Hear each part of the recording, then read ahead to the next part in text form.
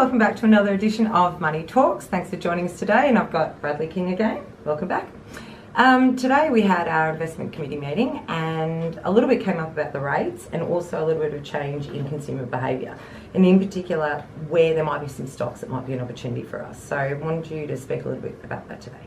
Yeah, sure. So as we know, housing has been, I suppose, the largest leader of inflationary pressures in the sector, and that's a function of not only mortgages going up through the rate rises, but also high rental increases and also increases in power prices as well. So the consumer from the household sector has certainly come under a little bit of pressure.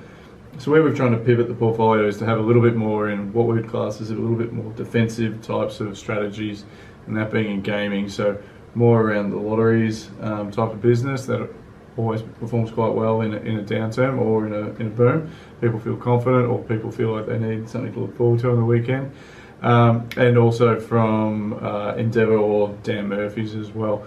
So what was a COVID beneficiary has sort of changed the way consumers buy their alcohol and spend their money on those services, and we think Dan's will continue to provide excellent shareholder returns. All right, so that strategy is going to take care of our income fund and also our strategy around our strategic opportunities. Now, our other fund, which is our microcap activist fund, there's been a lot of activity around financial services, and in particular, do you want to tell us a little bit about Regal?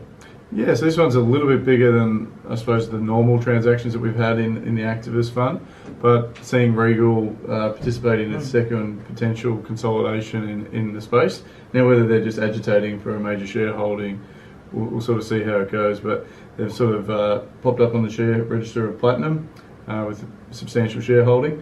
So the major shareholder, Kerr Nielsen, who's sort of stepping down from that role, I suppose the timing is convenient for what they're up to, and we know Regal are fairly aggressive in financial services. So seeing, I suppose, the small cap consolidation continue into the mid caps is encouraging for the economy going forward, and yeah, looking at those two businesses, they're obviously trying to get scale in that funds management to deliver basically a good margin on a high fixed cost base. But yeah, hopefully it's one of many to come. Yeah, well, that's good insight for us. Thank you. So you got a little bit from us about our two funds, obviously the income fund and the strategic opportunities, and McCaff.